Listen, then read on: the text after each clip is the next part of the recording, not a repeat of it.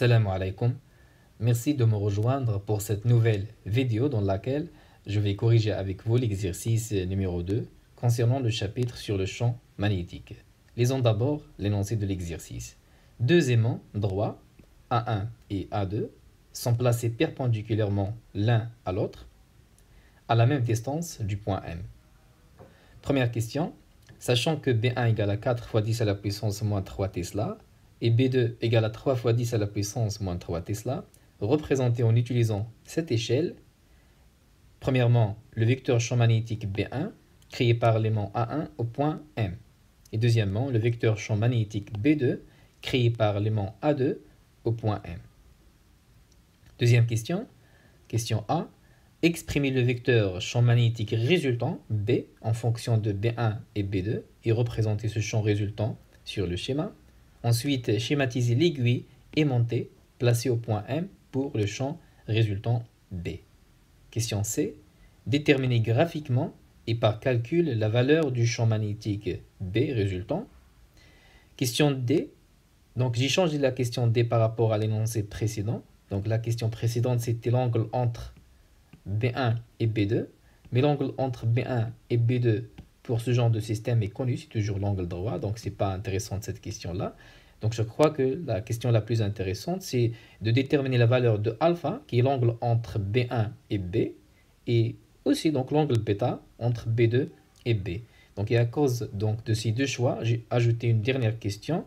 Lorsqu'on enlève l'aimant A2, est-ce que l'angle alpha augmente, diminue ou reste constant? Il faut justifier la réponse. Et de la même façon, est-ce que l'angle bêta augmente, diminue ou reste constant? Il faut justifier la réponse. Passons directement pour répondre à la première question, la représentation du vecteur champ magnétique B1 créé par l'aimant A1 au point M. Bien sûr, on va utiliser l'échelle qu'ils ont donnée ici pour déterminer la longueur de ce vecteur B1, tandis que pour le sens, on va utiliser une aiguille aimantée placée en M et les polarités donc, de cette aiguille-là, elles vont être déduites à partir des pôles de l'aimant A1. Alors commençons d'abord par déterminer la longueur du vecteur B1 en utilisant cette échelle. Donc pour chaque 2 fois 10 à la puissance moins 3 Tesla, nous avons 1 cm. Et donc on cherche la longueur de B1 qui a comme valeur 4 fois 10 à la puissance moins 3 Tesla. Donc on va déterminer la longueur de B1 en utilisant la règle de 3. Alors nous avons donc la longueur du vecteur champ magnétique B1 est égale à 4 fois 10 à la puissance moins 3 fois 1 cm divisé par 2 fois 10 à la puissance moins 3. On simplifie par 10 à la puissance moins 3. Il nous reste 4 fois 1 sur 2 qui est tout simplement 2 cm. Et donc la longueur du vecteur B1 c'est 2 cm. Parce que donc finalement vous allez utiliser la règle pour tracer le vecteur champ magnétique B1. Maintenant, pour le sens, je vais utiliser ce schéma. Alors, on va placer une aiguille aimantée en M, dont le centre, bien sûr, est confondu avec le point M. Pour donc les pôles de cette aiguille aimantée, on va les déterminer à partir des pôles de l'aimant A1. Donc, on sait que les pôles de nature différente, ils s'attirent. Et donc, ici, on doit avoir le pôle sud qui va s'attirer donc avec le pôle nord. Et donc, par défaut, ici, ça doit être le pôle nord, d'accord? Voici le pôle sud et voici le pôle nord. Et on sait que le vecteur champ magnétique, le sens du vecteur champ magnétique est orienté du pôle sud vers le pôle nord. Autrement dit, donc le pôle nord de l'aiguille aimantée indique le sens du vecteur champ magnétique B1. Donc voici la représentation du vecteur champ magnétique B1 qui a comme donc longueur 2 cm. D'accord? Passons pour la question B. Maintenant, on va représenter le vecteur champ magnétique B2 créé par l'aimant A2 au point M. Donc, on va suivre exactement la même procédure que nous avons vue ici. Commençons par déterminer la longueur de ce vecteur B2 en utilisant cette échelle. Donc, la valeur de B2 est différente, c'est 3 fois 10 à la puissance moins 3. Donc, on va utiliser la règle de 3 pour déterminer la longueur de B2. Donc, c'est 3 fois 10 à la puissance moins 3 fois 1 cm divisé par 2 fois 10 à la puissance moins 3. On simplifie par 10 à la puissance moins 3. Il nous reste 3 sur 2 qui est 1,5 cm. Donc, 1,5 cm, c'est la longueur du vecteur B2. Donc, attention, il faut faire un schéma propre en utilisant une règle pour tracer 1,5 cm. Ensuite, on va déterminer maintenant le sens de B2. Donc, je vais utiliser ce schéma, mais pour vous, donc bien sûr, lorsque vous allez répondre à ce genre d'exercice, il faut utiliser toujours un seul schéma. Et si j'utilise des schémas différents, juste pour la clarté, pour avoir des schémas qui sont clairs. D'accord? Alors, on va placer une aiguille aimantée en M, dont le centre est confondu avec le point M. Et pour déterminer les pôles de cette aiguille aimantée, on va utiliser donc les pôles de l'aimant 1, 2. Ici, nous avons un pôle nord, et bien sûr, ici, il faut avoir un pôle sud pour qu'il y aura une attraction entre l'aiguille aimantée et bien sûr l'aimant A2. Ici, donc par défaut, c'est le pôle nord. D'accord? Donc voici le pôle sud et voici le pôle nord. Et on sait que le sens de B2 est orienté du pôle sud vers le pôle nord. Donc le pôle nord de l'aiguille aimantée indique le sens du vecteur champ magnétique B2 qui a comme longueur 1,5 cm. Donc voici la réponse à la question B de cet exercice. Passons à la question suivante, la question 2A. Alors, exprimer le vecteur champ magnétique résultant B en fonction de B1 et B2 et représenter B. Donc, c'est une question simple. On sait que, bien sûr, le vecteur champ magnétique résultant B, c'est la superposition des vecteurs B1 et B2. Et pour représenter ce vecteur champ magnétique résultant B, on va tout simplement utiliser la règle du parallélogramme. Donc, voici les deux vecteurs champ magnétique B1 et B2 créés par A1 et A2 respectivement. Donc, on va effectuer successivement les translations des vecteurs B2 et B1 d'une manière à former un parallélogramme. Le vecteur champ résultant, donc B, c'est la diagonale dont l'origine est confondue avec donc, les origines de B1 et B2. Donc, voici le vecteur champ magnétique résultant B. Passons à la question suivante, la question B. Alors, schématiser l'aiguille aimantée placée au point M. Ça veut dire l'aiguille aimantée maintenant pour le champ résultant B. Donc, vous voyez ici pour B1, l'aiguille aimantée, c'était donc la direction, c'est la direction horizontale comme l'aimant 1,1. Pour le champ B2, l'aiguille aimantée, c'est la direction, donc elle a la direction verticale comme l'aimant A2. Maintenant, pour le vecteur champ magnétique résultant B, on veut déterminer donc la direction de cette aiguille aimantée, bien sûr placée au point M.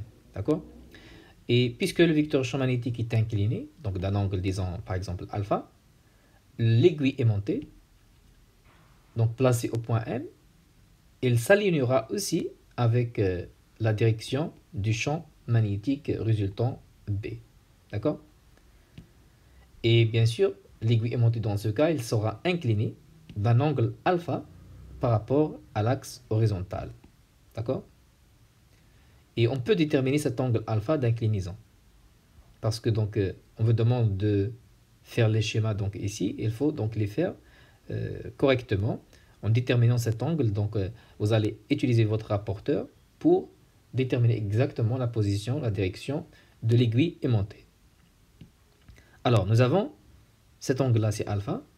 Tangente de alpha, c'est quoi? C'est le côté opposé divisé par le côté adjacent. Donc, le côté opposé, c'est tout simplement cette distance-là. Donc, c'est B2 divisé par le côté adjacent qui est B1. Et donc, alpha, c'est quoi? C'est tangente moins 1 de B2 sur B1. Les valeurs de B2 et B1 sont données dans l'exercice. Et donc, on peut déterminer l'angle alpha en remplaçant tout simplement B2 par 3 fois 10 à la puissance moins 3, B1 par 4 fois 10 à la puissance moins 3. Donc, les 10 à la puissance moins 3, ils se simplifient. Il nous reste 3 sur 4. Et donc, l'angle alpha, c'est 36,86 degrés. Et donc, disons, l'aiguille aimantée est inclinée par cet angle-là par rapport à l'horizontale.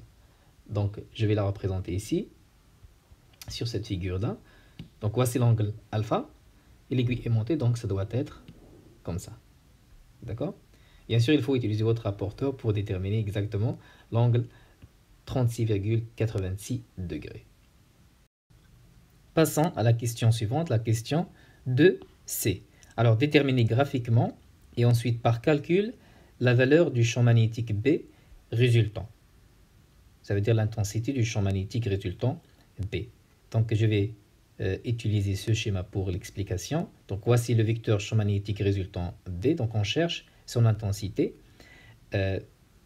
Commençons par déterminer graphiquement la valeur de B. Donc graphiquement, ça veut dire tout simplement que vous allez prendre votre règle et mesurer la longueur de B. Et ensuite, utiliser cette relation-là pour extraire la valeur, l'échelle donc pour la représentation, d'accord? Alors, je l'ai fait sur papier et je trouve que la longueur de ce vecteur B, c'est 2,5 cm. Donc, si vous n'avez pas trouvé cette valeur-là, ça veut dire que vous n'avez pas bien présenté B1 et B2. Donc, il faut faire attention, il faut respecter la longueur de B2 et la longueur de B1. D'accord? Donc, si vous avez, par exemple, trouvé une valeur qui est à peu près 2,5, c'est pas grave. Alors, pour cette valeur-là, on va déterminer maintenant la valeur de B en faisant appel à l'échelle que nous avons ici. Donc, chaque 2 fois 10 à la puissance moins 3 Tesla est représenté par 1 cm. Et donc, pour 2,5 cm, donc c'est quoi l'intensité de B? On va faire donc la règle de 3. Donc, on va appliquer la règle de 3 pour extraire l'intensité de B. Autrement dit, on va donc multiplier 2 fois 10 à la puissance moins 3 fois 2,5 divisé par 1 cm. Et on trouve finalement la valeur de B qui est 5 fois 10 à la puissance moins 3 Tesla. Donc cette valeur-là est obtenue en mesurant la longueur de B avec une règle. Donc c'est graphiquement.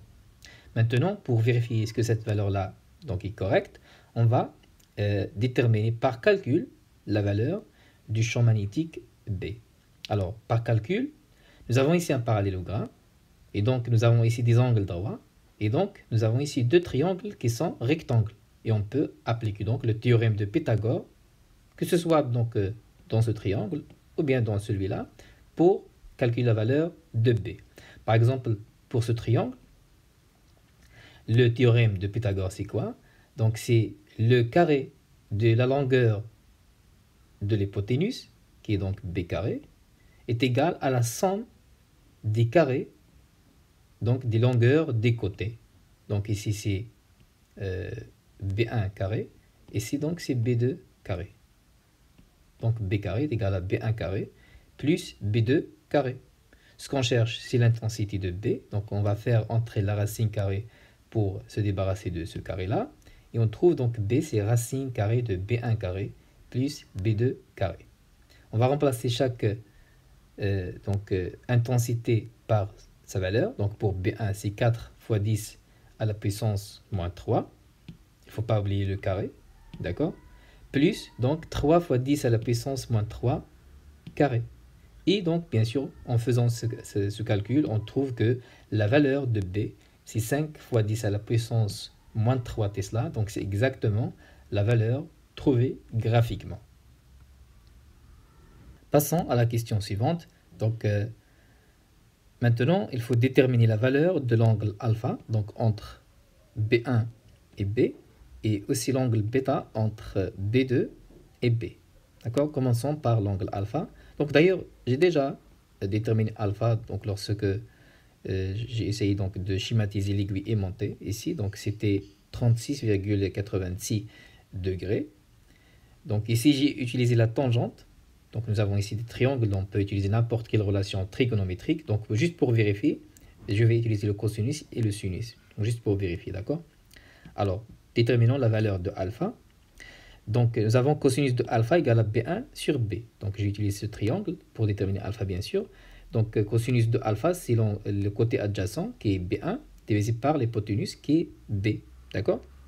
Et donc, alpha, c'est quoi? C'est cosinus moins 1 de B1 sur B. Donc, nous avons la valeur de B1, nous avons la valeur de B. Donc, on va faire l'application numérique. Donc, la valeur de B1, c'est 4. La valeur de B, c'est 5. Bien sûr, j'ai simplifié les 10 à la puissance moins 3. En calculant cette valeur, on trouve que alpha, donc c'est 36,86 degrés. C'est exactement la valeur que nous avons trouvée ici. D'accord? Et bien sûr, on peut utiliser donc le sinus. Le sinus ici, c'est le côté opposé, donc qui est cette distance-là, c'est B2, divisé par B qui est donc l'hypoténuse. D'accord? C'est exactement donc la même procédure. On trouve finalement que alpha c'est 36,86 degrés. D'accord? Alors on passe maintenant pour déterminer la valeur de bêta. Bien sûr, on va utiliser ce triangle rectangle. Commençons par le sinus. Donc sinus de bêta c'est quoi? C'est le côté opposé, donc cette distance-là, c'est quoi? C'est B1, divisé par l'hypoténuse, donc la valeur de ce vecteur-là, qui est B. Donc sinus de bêta, c'est B1 sur B. Donc bêta, c'est sinus moins 1 de B1 sur B. Nous avons les valeurs de B1 et B. Donc B1, c'est 4 fois 10 à la puissance moins 3 Tesla. B, c'est 5 fois 10 à la puissance moins 3 Tesla. Et donc, on trouve finalement la valeur de B qui est 53,13 degrés.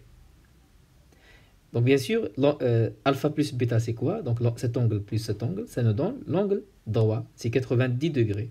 Donc vous pouvez vérifier, en faisant la somme de cette valeur-là, avec celle-ci, il faut trouver normalement 90 degrés. Bon, ici j'ai pris deux chiffres après la virgule. Bien sûr, vous pouvez trouver par exemple 89,999. Mais si je prends donc toutes les valeurs après la virgule, il faut trouver exactement 90 degrés. D'accord? On peut bien sûr utiliser la fonction cosinus. Donc cosinus de bêta, c'est le côté adjacent, c'est cette distance-là qui est B2, divisé par l'hypoténuse qui est donc B1.